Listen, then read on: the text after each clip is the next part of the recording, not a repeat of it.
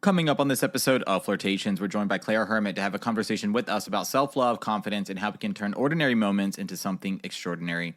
Claira is a coach, speaker, and creator who inspires women all over the world to fall in love with themselves and to romanticize everyday life. Inside the episode, we're talking about the truth behind self-love and confidence, what it means to practice confidence, the misconceptions that can keep us stuck, and how romanticizing your life can change not only how you see yourself, but how you show up in dating and relationships.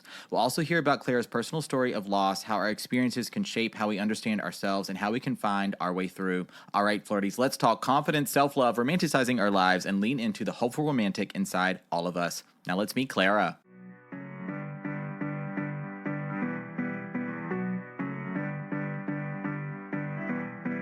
I heard you wanted to flirt. I heard you wanted to flirt. I heard you wanted to flirt.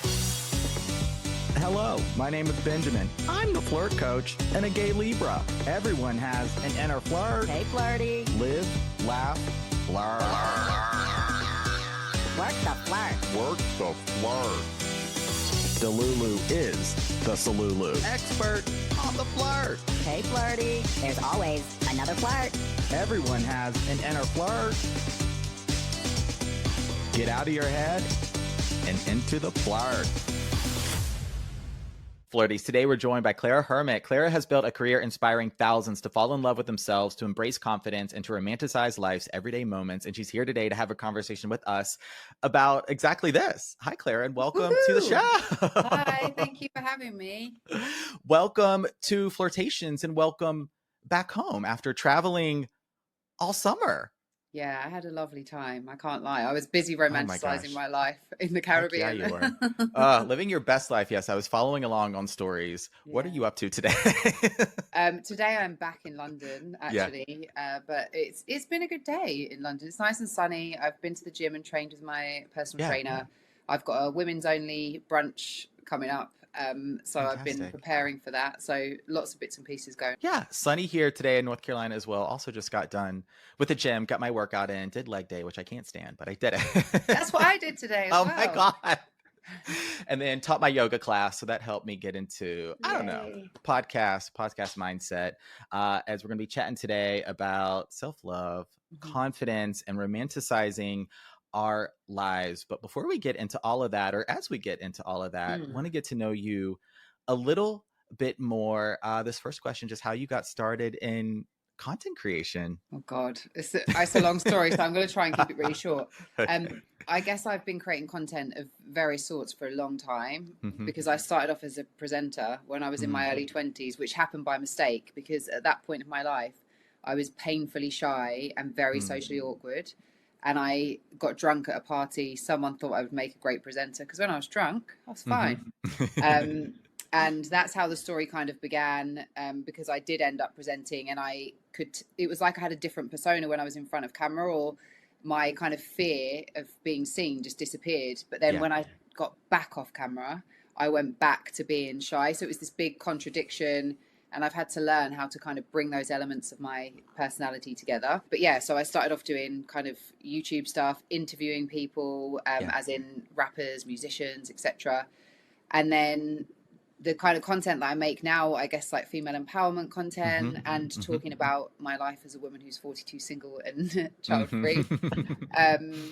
That happened by mistake again. I mentioned it once and there was such a positive reaction from a lot of women, but such an adverse reaction from some men that I was like, oh, this is hilarious. Like people are actually triggered by me just being happy. And that was the bit that I think seemed to get people's back, or some men's backs up, was the fact that I was happy with my life. Yeah. And they didn't want to accept that. So it's been an ongoing journey and the trolls give me a lot of content, so I feel like I have to make it. Yeah, and I'm liking every one of those videos when you take the comments, right, like the trolls from the internet, let me turn this into a viral video, and that you do. I can relate to this part of your story where it's showing up for the podcast to record an episode or to make a video. That's where I feel like some of my extrovertedness comes out. And then, I post the video or I stop recording or whatever. And then in my everyday life, yes, I'm friendly. I like making conversations and connections and flirting, of course, but I am more shy and reserved actually in person than I think people would seem just based on how I show up on the internet and on the podcast. And so I want to hear a little bit more about this. And if you feel like you kind of grew into your confidence in a sense, or if you felt like it was maybe always there. I think that I've had to grow my confidence, and I think it's something that anyone can grow. I think I had to really challenge myself a lot. I had to do things consistently and constantly that scared the living daylights out of me. If I'm being really honest, like that's the truth. I had to just push myself into uncomfortable, not dangerous situations, uncomfortable situations, because I knew that if I wanted to do what I wanted to do, and if I wanted people to see me, I was going to have to learn how to, you know, be me essentially in spaces where I didn't know how it was going to be received. Because I think when we're around people who we know, love and care about us, we can just show up as ourselves, right? And there's no kind of fear of rejection or etc. But when it's people that we don't know how it's going to go, and that was it for me. And you know, the real turning point was I was doing a YouTube show, and it was called Heart to Heart, and I was interviewing rappers, and I would sit opposite them really close, and I'd put my hand on their heart, and they'd have to put their hand on my heart. Oh my gosh. Yes, and I'd pretend I was a human lie detector, and I'd ask them really personal questions. And so, it went really well, essentially. Halfway, and I was editing them myself, halfway through the edits, the guys that owned the studio where I was filming and editing, who were people I knew, who I knew cared about me, one of them kind of pulled me to one side and said, look, you know, I think I need to have a conversation with you. And what I want to tell you is that a lot of people in the industry are coming to us and saying that they find you really cold and rude. Oh, and so, wow. Okay. That's not where I thought this was going. Yeah. No. So it was like someone just broke my heart at that point, because I never wanted to be perceived like that. And obviously I'm not cold and rude. But the problem is, what was happening is people were seeing me confident and outgoing on camera. They were meeting me in real life, and I was very introverted. So unless someone was like, hey, how are you? And really friendly, I didn't know how to have conversations. I genuinely couldn't hold a conversation because I felt so uncomfortable and so awkward. Yeah. And what they perceived that as is she's cold, like she's rude. She doesn't like. I can understand that. Yeah. So once that kind of happened and we had that conversation, I think I was probably in my late 20s at the time. Maybe early 30s, that was like a real shift for me, because it was like, hold on a second. It gave me a sense of self-awareness because I could really see those situations. But it was also like, right, how am I fixing this? How am I changing this? So that was another level up. I think I'd already done quite a bit to get to the point where I was doing what I was doing, because it was so out of my comfort zone. But then that was the point where it was like, no, you have to learn how to be yourself and get comfortable being yourself. Okay.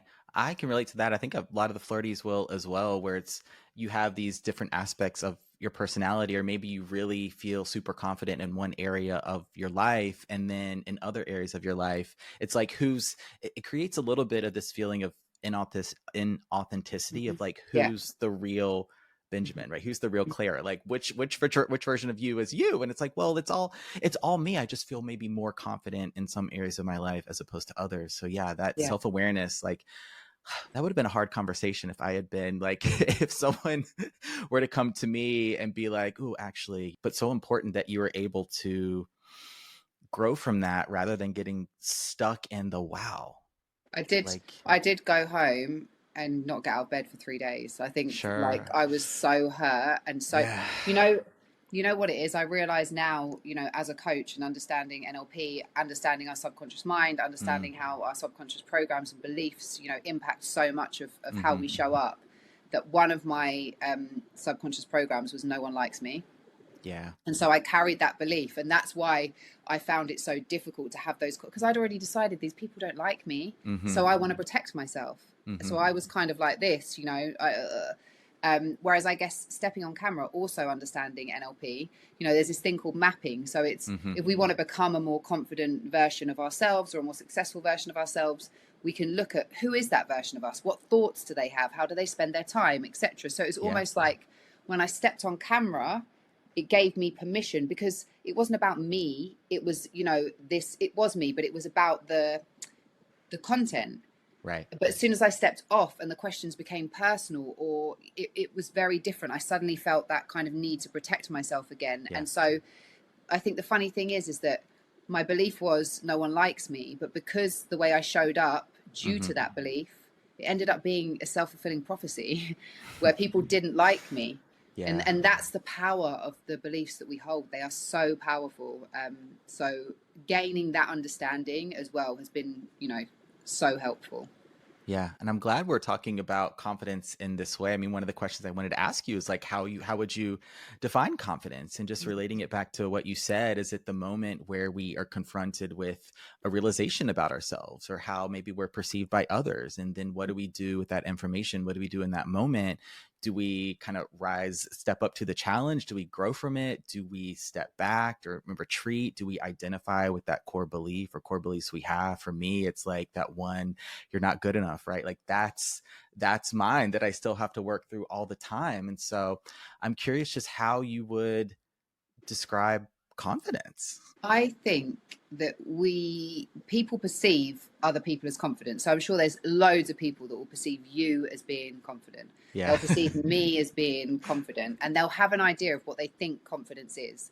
And they will probably assume that confidence feels comfortable, that confidence feels, good, and that it's something that we can just do. But actually, I think it's the understanding that confidence is grown out of uncomfortability. I know there are some people who are naturally very extroverted and that is just how they are. Yeah. But I think for a lot of us, confidence comes from getting out of your comfort zone. It comes from getting uncomfortable because there are things that we want to do, right? So it's not, we're not forcing ourselves into situations that we don't want to be in for the sake of it.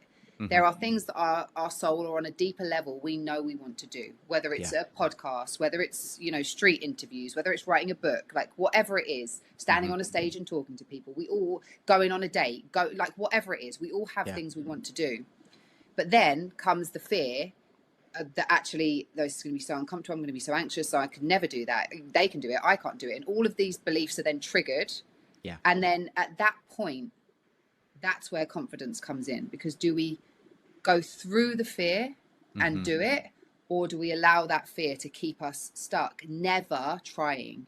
Yeah. And so for me, confidence is going through that, doing it, and it's what you gain from that experience as well, because now you're like, oh, that's now within my wheelhouse. I've done it once, I can do that again. Now what else can I do? And it starts to grow and you start to be able to really push and test yourself.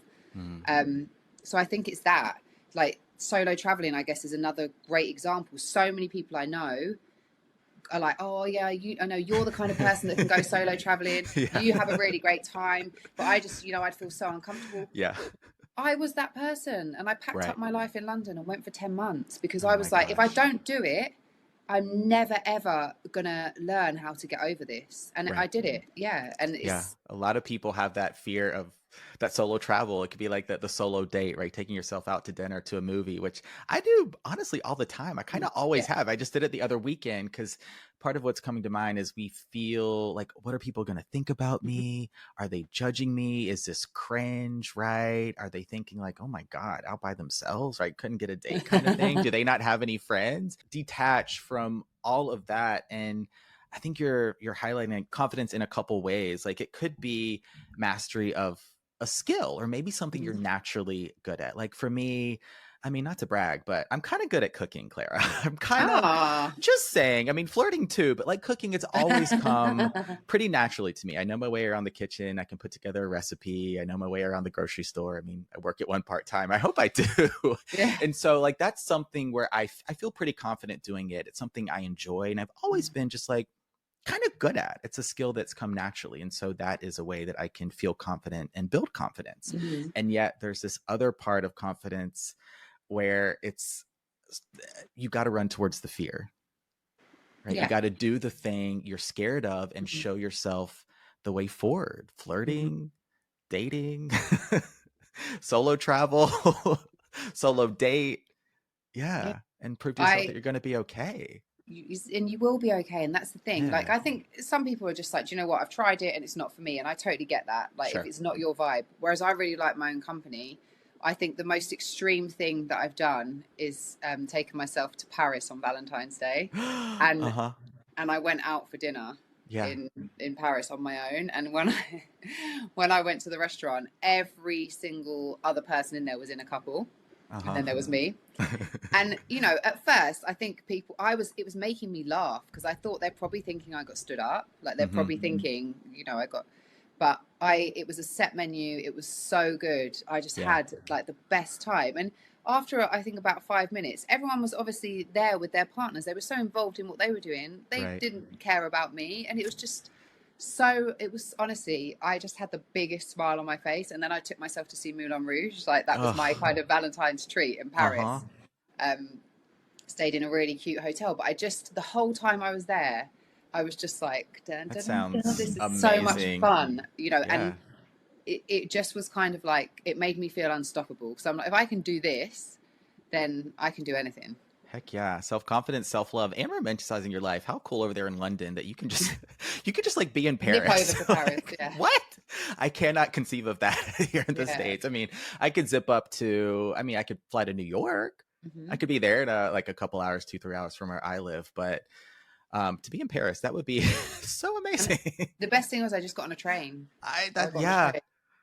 Wow, that's really, really cool. When you come here, I'll take you to Paris. We'll go. I would love that. I have not been to Paris. I have been one time. I did a study abroad in France in high school for a summer and stayed with a family. I had 3 brothers, and then I didn't know, but so my host mom was talking with like some of the other host moms, and I got this through like, the telephone line and stuff, like just feedback, like how my host mom always got the gay kid.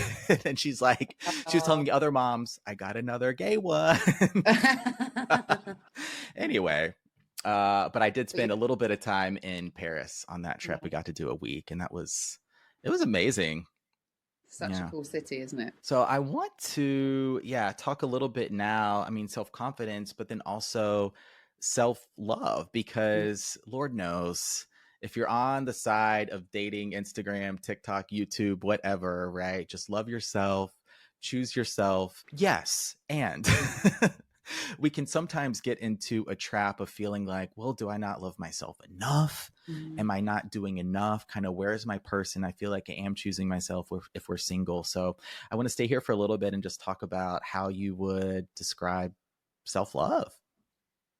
I think self-love it's a lot of different things. It is all of the kind of stuff that I guess is shown as the aesthetic idea of self-love. So it is that kind of taking ourselves for dinners, treating ourselves, doing things outside of ourselves that make us feel good. I think that is all part of self-love. But there is another part of self-love, which is, I guess for me, it's kind of like reparenting yourself.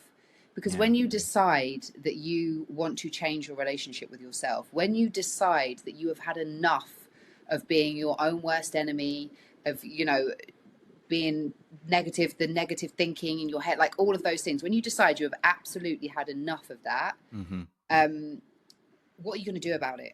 And it's the actions you take towards, helping yourself create a better life, helping yourself create a better inner world. Those actions are self-love, whether that looks like seeking out a therapist or a coach, whether that looks like making the time and space that you need to do the things that support your mental health, journaling, going to the gym, all of those things. So it's self-discipline. It's also the internal, this was a big shift for me on, I guess, like my self-love journey, the internal dialogue switching from, I feel terrible today. I look terrible today. Everyone's going to think this of me. And that obviously just making you feel worse and worse and worse. Yeah. To cultivating an internal dialogue that hears that and says, not today. We are not doing this today. No, thank you. And that no, not today, being able to, really step in and not allow yourself to go on that spiral, because we are thinking the same thoughts in general over and over again. And for most of us, the majority of them are negative. It's, it's the way that the human mind works, but we can gain self-awareness. We can choose to think different things and thus feel different things. And to me, that is self-love, like getting that self-mastery, the ability to be able to say, I am not doing this to myself today. I'm not. Or when my anxiety comes up, I am not going to just go out into the world feeling like this, I'm going to sit and do breathing exercise. I am going to reinvest into myself, and I am going to change how I'm thinking and how I'm feeling. Okay. That's self-love to me. Okay. All right. That's really, really helpful. That self-love it's about all the practices that you can do that just make you feel like that pour back into your own cup, right? We hear that advice a lot. Just doing the things that you enjoy. I want to ask this question where sometimes we feel like, we're doing maybe really well in some areas of our lives. Maybe our dating lives are going well, but our career isn't, or the career is going well and some of our other relationships are not. And so maybe using some of the NLP, the neuro-linguistic programming, some of these mindset tricks, like how can we not focus on what we feel is like not going well?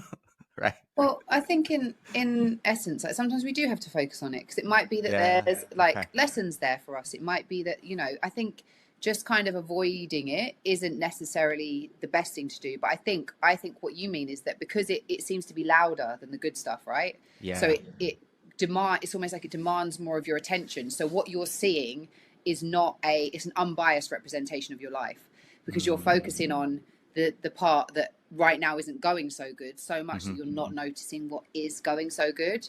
And so I think actually it's really important to understand how we work and how our minds work, because for me, understanding that, the kind of stories that we tell ourselves about ourselves, again, part of our subconscious programming, that we might have been telling ourselves this story for years. I am not good enough.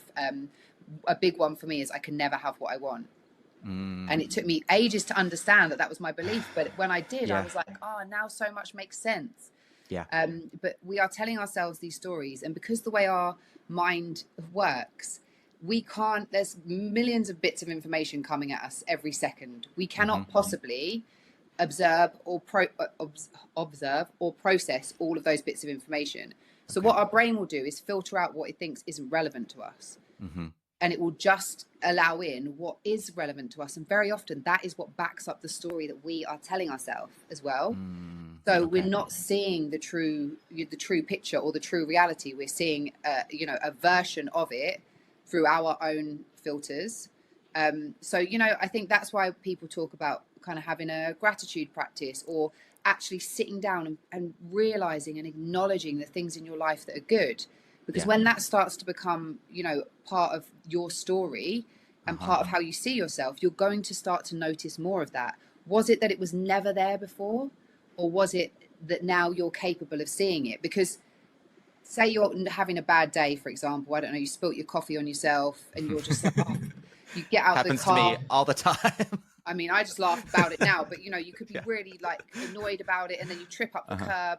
And someone says something to you that's nice, or they smile at you, you completely miss it because you're so in your head, so you're not really having that awareness. So I think that if you find yourself, this is where the self-love comes in. If you find yourself focusing on the things in your life that aren't going right, it's about like sitting down and having a management meeting with yourself and being like, hold on a second, no. Like we're not doing this. Number one, we're not doing this. And number two, what's the truth here?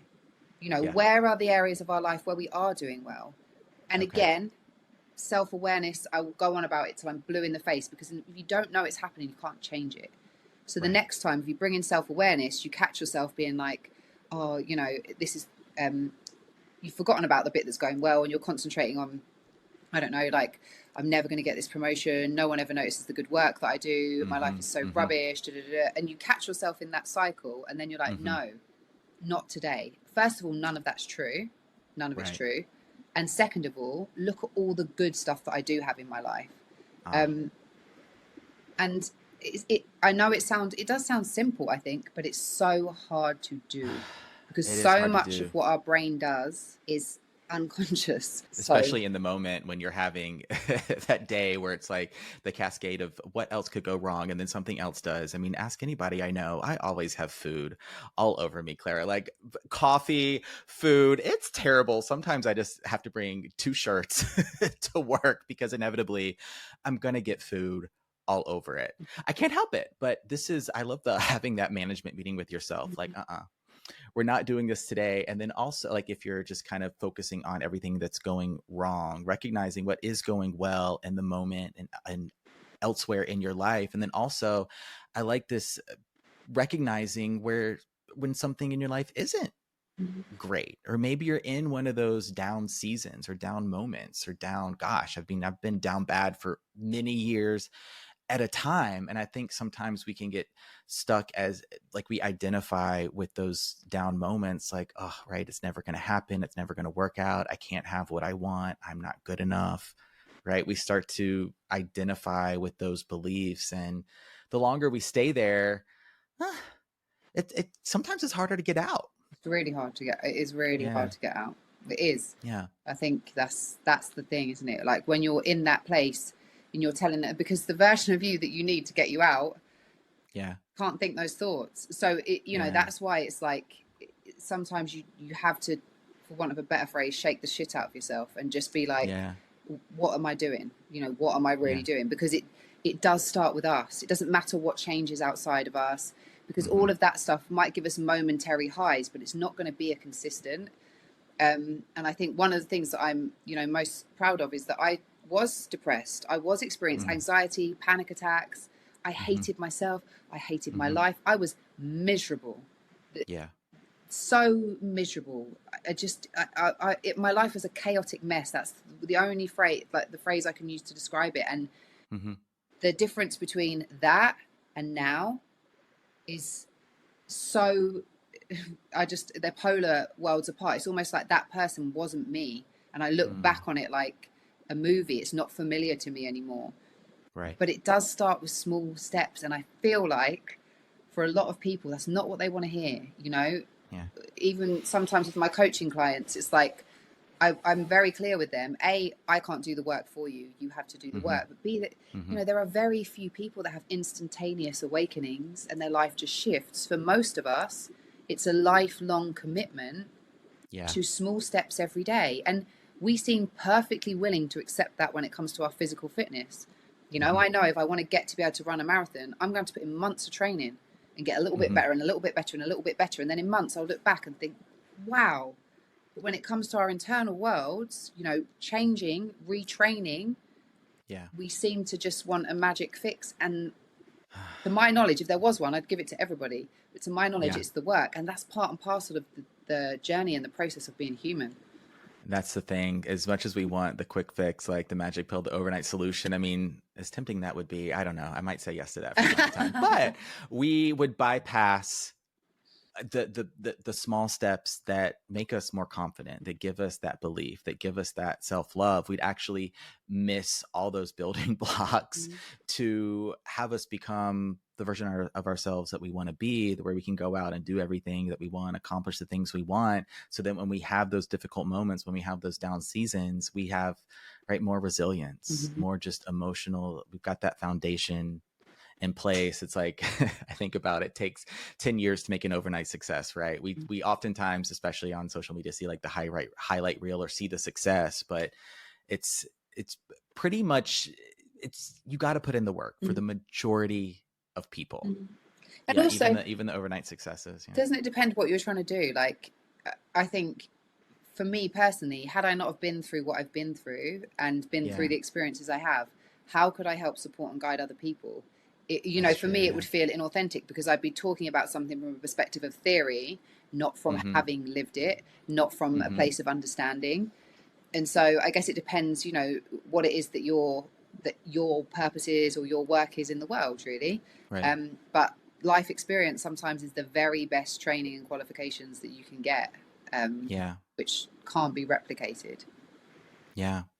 And I'd love to, there's a part of your story we haven't talked about, but I feel like it's really important, and that is your mom and sister. And so I'd like to just, if you'd be open with sharing a little bit about that, what your relationship was like, and some of your own health journey as well. Yeah.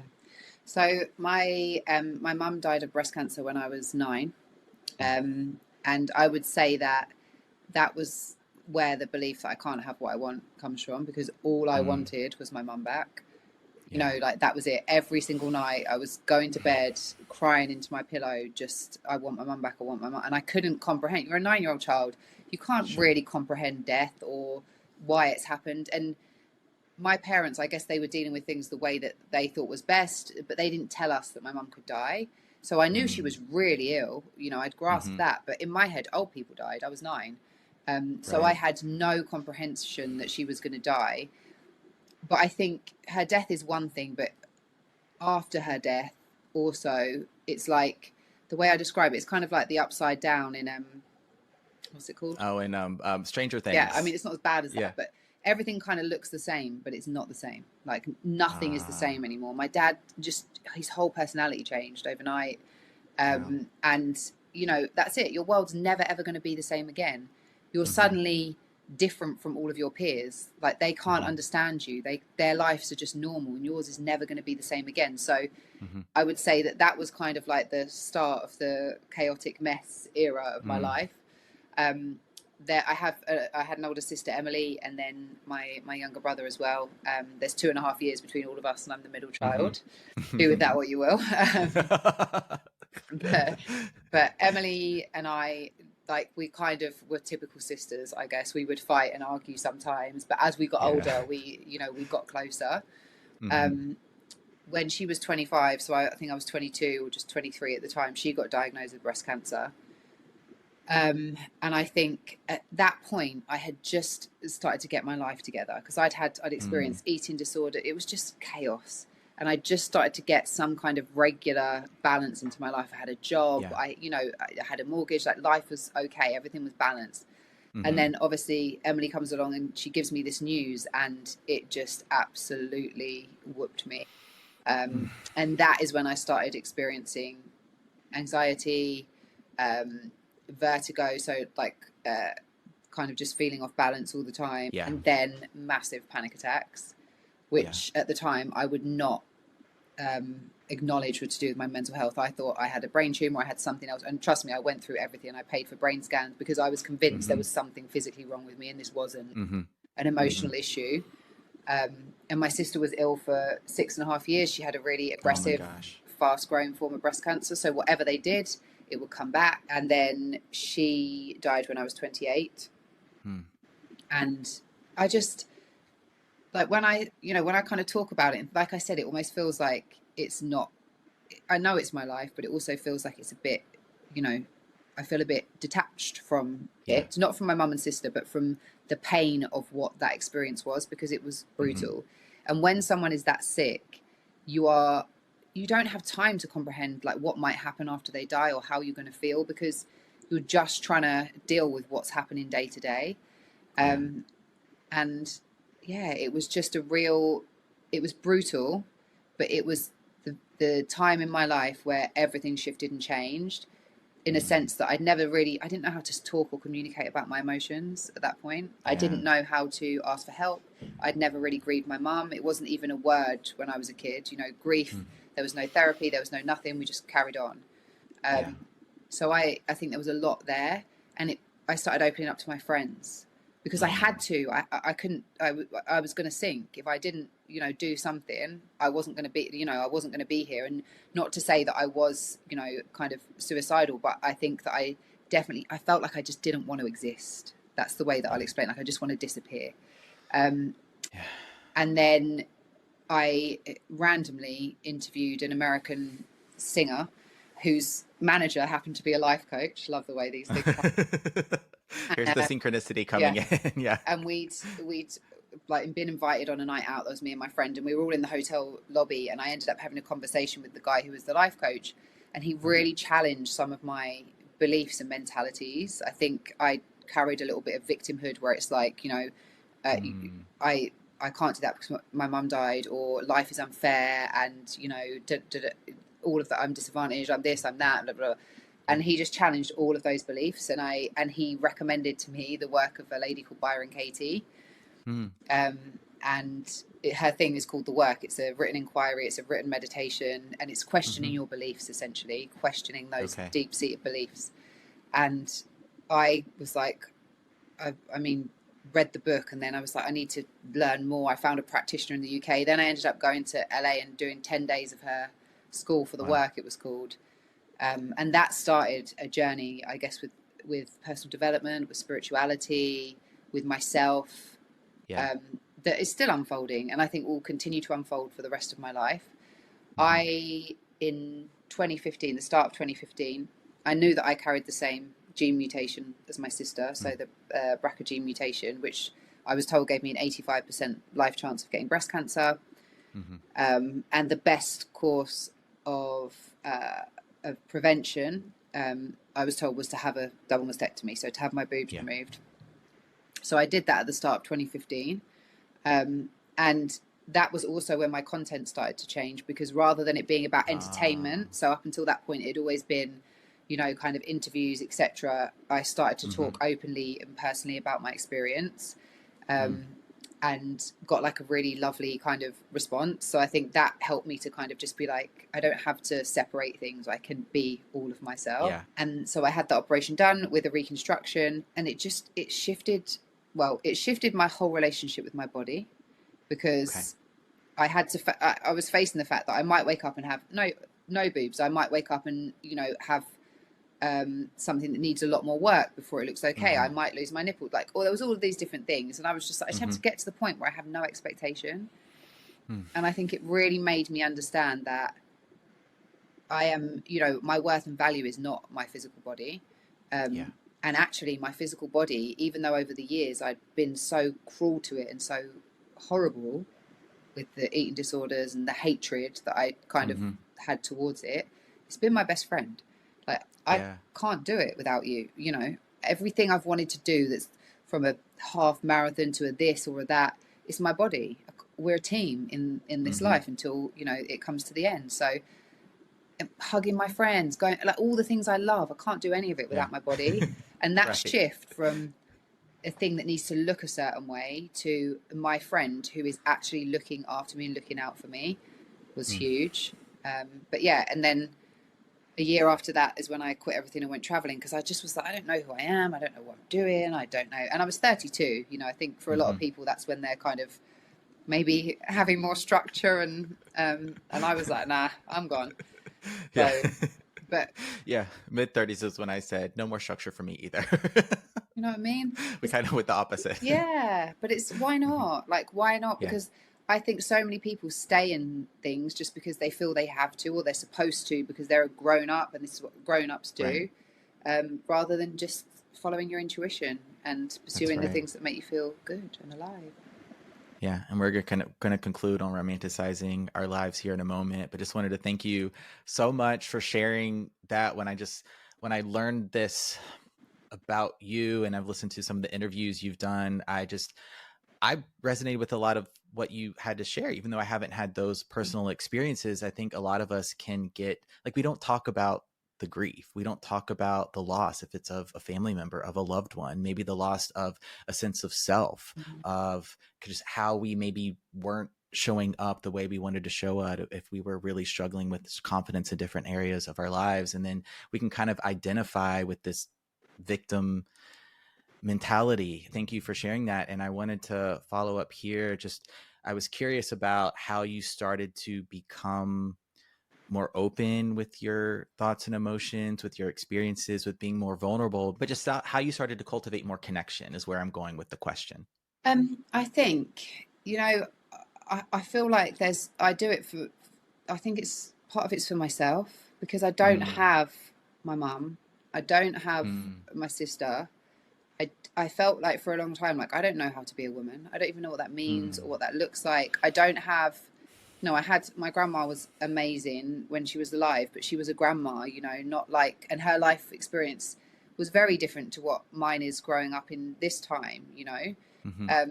So it wasn't like I could speak to her about life, or I don't know. I just felt like I was always, something was missing, and it just always felt uncomfortable. And I think that it was it's a form of acceptance of myself, but it's a form of, you know, of also getting to understand myself as well, I think, more and more. And I think that it resonates with other women, because people go through that process. You know, our lives right now, I guess as women especially, but maybe you can, I'm sure you can relate as well, look very different to maybe what our parents' lives looked like, you Yeah. know? And so we're kind of navigating something that's very new and different that we might not necessarily have a map for, or, you know, an understanding of. And so I guess it's, you know, for me, it's been like part of that as well, part of kind of going through my process. And I always think I do things in hindsight. So it's like I go through something, and once I've worked it out, I will then, you know, want to create content about it. Cause I'm like, look, you can get through it, or you can do it like this, or you can feel like this, or you can, you know, and it's like for me, I found a solution that works, and I want to share that solution with other people. I don't know where that like desire to kind of share things so openly comes from, you know. I'm not sure. Maybe it is like having your life witnessed. I don't know, because I wouldn't say it's for validation, because I don't need, it doesn't really matter what anyone says, etc. I'm doing it anyway because it's something that feels like I need to do. So I don't know if I have the answer for that. Well, that makes sense to me. As just a little bit ago, you were talking more about kind of in your early 30s, kind of like bucking the traditional trends and doing the solo travel, and more so trusting your intuition. And I wonder if that's part of what this is just starting to share more and seeing the results of that, as we're talking about detachment a little bit. But I mean, your community on Instagram, over 100,000 strong at the time of recording. And I watch your videos and I see the comments, and so many people relate to your experiences and just love how you talk about confidence and self-love and body confidence and romanticizing your life. And I think you're just, because a lot of people don't talk about these things all the time, right? Or wherever they may be in the world, they might not have the close friend or someone they feel like they can just have those conversations with. And so I think you're giving validation to a lot of people's lived experiences, and just following that inner voice, right? Which is something we all want to do. We want to learn how to trust ourselves more, which is a part of this confidence and self-love piece for sure. Yeah. And I think it's because I am good. I genuinely am happy. Yeah. I'm genuinely experiencing, you know, joy on a regular basis. And there's like some kind of misconception that you can't, or it's, you know, it's not going to happen. And I think that for me, it's like, it is a choice. It is a choice. I could sit and be like, oh, I'm so lonely. I live with my friend, and I live together now. So as of a year ago, after living on my own for years, which I loved, we decided to live together, which has been great. And, you know, again, like not many people live with a friend in their 40s, but that's what I'm doing. It sounds amazing, honestly. It's good. It's a lot. We like cook together. We have a lot of space. Yes. It's allowed us to kind of have a much bigger living space as well. So we have our own spaces. And I think it's been, I don't know, it's just me creating a life, I guess, from scratch. Absolutely. With going, actually, all of this stuff that I thought I was supposed to do hasn't happened. So now what? And there was a moment where I was really unhappy, and I talked about it in a video recently. I think when I found out my best friend was pregnant, I was selfishly very devastated. She's leaving me and I'm being left behind. But when we are confronted with those situations, it's like, okay, I have a choice. What am I going to do with this? Am I going to allow this to, that's going to define the rest of my life? I'm just going to sit around and be sad about it? Because also, if I sit around and be sad, I am in a terrible energetic space to meet somebody. I'm only going to meet someone who sees me as vulnerable and that they can take advantage of me and whatever else. Whereas actually, there's a whole life to live. And I feel like sometimes I have a little bit of a unique perspective because my mum and my sister aren't here. I'm almost the same age. My sister died when she was 31. My mum died when she was 43. I am nearly there, just after her 43rd birthday. So for me, it's like, how dare I? You know, how dare I be alive and have all of the opportunities and possibilities of fun, happiness, and enjoyment when they can't be here? And yeah, it might not be my ideal. It might not be exactly the way I planned it, but how dare I? Like, that's the way I think of it, you know, not to be horrible to myself, but I'm like, come on, get a fucking grip, excuse my language. But there's a whole world out there. You can choose to sit and be this way, or you can choose to go and just have a ball. And that's it. That's your options. What are you going to choose? Yeah, I kind of I kind of don't know what to say. I just love this interview. We're gonna just end here as you were, I think, talking about a lot of the aspects of romanticizing our life, Yeah. right? Yeah. Kind of this how we can just, because sometimes we sometimes feel like something is missing if we're single, right? I'm in the single shoes too, and maybe we have the friend that's that's pregnant, getting engaged, getting married, right? And we're maybe the only single friend left, or we're having some of those thoughts of like, oh, when's it gonna happen for me, kind of thing, like the Sunday morning or the weekend night, like, yeah, I'll do a solo date or go out with friends, but maybe a romantic date would be nice too. So how we can just be with those experiences and still have this mindset of, how dare I not just Enjoy be in my the life. moment and enjoy my freaking life. Yeah. Yeah.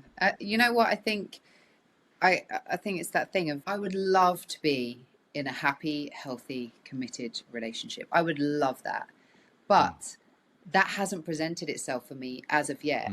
So it's not like I'm not really missing out on anything. I just haven't met my person yet, because it hasn't come. And if I look out into the world, being really honest, if I look at friends, if I look at family, if I look at people I know who are in relationships, a lot of them are far from perfect, and they are not relationships I want. So very often what we do is we romanticize a relationship. We romanticize what it is to have children, without seeing the part where you're knee deep in nappies, you've had 2 hours of sleep, and you're reconsidering your life choices. You know, not saying that I wouldn't want to be there, but I would also love to have kids, but I want to do it with a loving, supportive partner.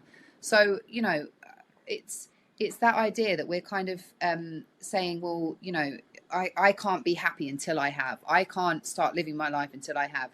You know, it's not fair because, but actually, I just think you've got the life you've got. So what are you going to do with it? You know, and the happier you are, the more content you are, the more you know your worth and value.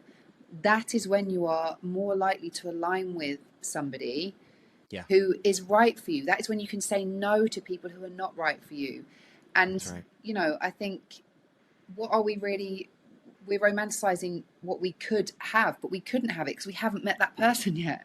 You know, like, there's none of my ex-boyfriends or people that I've dated in the past that I look back and think, oh, it's the one that got away. I'm so disappointed, you know? Yeah. It's not. It doesn't exist. I'm like, thank God I'm not with that person anymore, because if I'd not had the balls to leave them when I did, I'd be stuck in a terrible relationship, maybe with a child, feeling awful.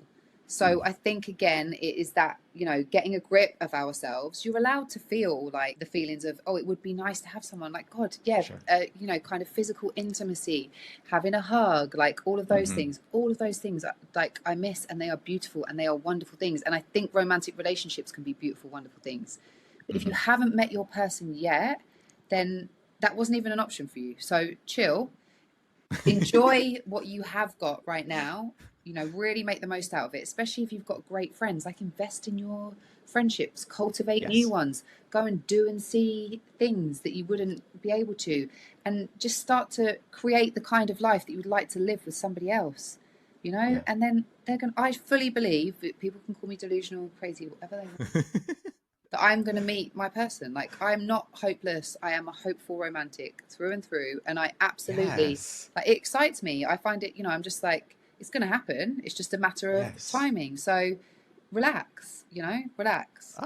Thank you for checking me, Claira. Helping me reframe what it means to romanticize our lives. And yes, telling me to chill here.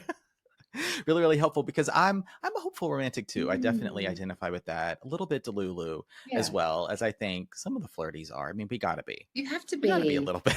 You have to believe in love. You know, like, love is a beautiful, wonderful thing. It really is. And I do think that someone exists for all of us. But there's 8 billion people on the planet. All of our timelines can't be the same. You know, that's true. And I really, truly believe, as I've heard from even some people who follow me, have very kindly told me about their love stories. When they look back now, they are like, oh, that's why everything happened. And now it makes sense. So now it makes sense, yeah. Here we are, you know, and I'm sure you'll find your person. I'll find my person. We can all go to Paris together. I was going to say that maybe they're in Paris right now on their own solo date. It's possible. Exactly. And that's a beautiful thing. Yeah, this has been, I've just loved chatting with you. I want to send the Flirties your way to your socials to check you out. Yeah, where can they find you and follow you on the internet? So I am Miss Claira Hermet on Instagram. Yes. And then on TikTok, just Claira Hermet. They're my two main platforms at the moment.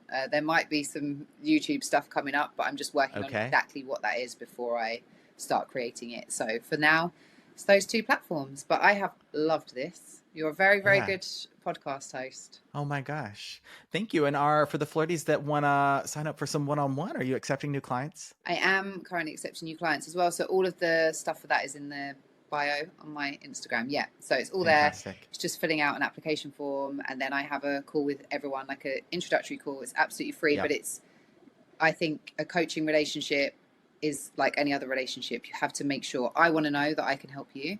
And I want you to feel like I'm the right person to help and support you. So that's the way that I do things. And then, I have some events coming up. And also I'm doing a trip abroad next year. Ooh, so I'm very excited about that. We're going to my favorite place in the world, St. Vincent and the Grenadines in the Caribbean. So okay. Is that going to be like a retreat style with other women? Yes. So it's not so much a retreat because yes, there is a focus. There's a focus on well-being. There is we're having like opening circles, closing circles. We're having stuff, kind of journaling in the morning, etc. Okay. There's some yoga, but for the most part, it's also a holiday. So there is beach days, there are boat trips, there are hikes. Some stuff is optional. So again, if you don't want to get up early in the morning and come do journaling, you don't have to. But if you do, and that's your vibe and you're really invested in that, then do. But it's my favorite place, and I'm just so excited to take people and show people because it's so beautiful. Heck yeah, that sounds like my kind of vacation. Some yoga and journaling in the morning, but also a chance to sleep in if I want to, and then hit the beach later. Yeah, exactly. And also, I think sounds amazing. Even with my the women's only events, it's kind of like girls and gays. So maybe I should make that because I've had like gay guys at my events before. I could come. Yeah, exactly. So if you need a yoga teacher, let me know. I'm pretty good at teaching. It's all coming together, but I think I don't know. I don't necessarily openly talk about that, but the brunches we've had everyone that I've done, we've had like one or two guys who just show up with their group of friends. Oh my gosh, and that's so funny. It's so much fun. It is though, but I think it's a space. I think the difference is like creating a space of like safety where women feel comfortable, and I guess when you have heterosexual men, it just changes. It completely changes the vibe. And it does. When it's the way it is right now, it is so funny, and women just really let loose because there's, that people always talk about. A guy said this to me today on Instagram that I was, in the video, I was wearing a bikini and showing my ass for male attention and and I was like, I'm just existing in my body, like you're sexualizing me, bro. Like that's the problem. But yeah, so I think that kind of idea of the fact that if heterosexual men weren't around, I would just walk around naked all the time. I'd be so comfortable because, but unfortunately they are. And it's how they interpret that nudity. So I guess it's a similar kind of thing. It's just like when there's no men there, women are wilder than they would be if there was. That's the point I was trying to get to. There's more twerking, there's more all kinds of stuff. Much more open, more freedom because I completely get that. So creating that safe space, maybe a couple gays there that like to let loose and twerk as well. I know a few of those. Exactly. Always welcome. Well, I will have all those links in the show notes below for this episode. Claira Hermet, thank you so much for being on Flirtations today. Thank you. I appreciate you. Now I need to get some flirting lessons because I'm not very good at that. That'll be part two on flirting.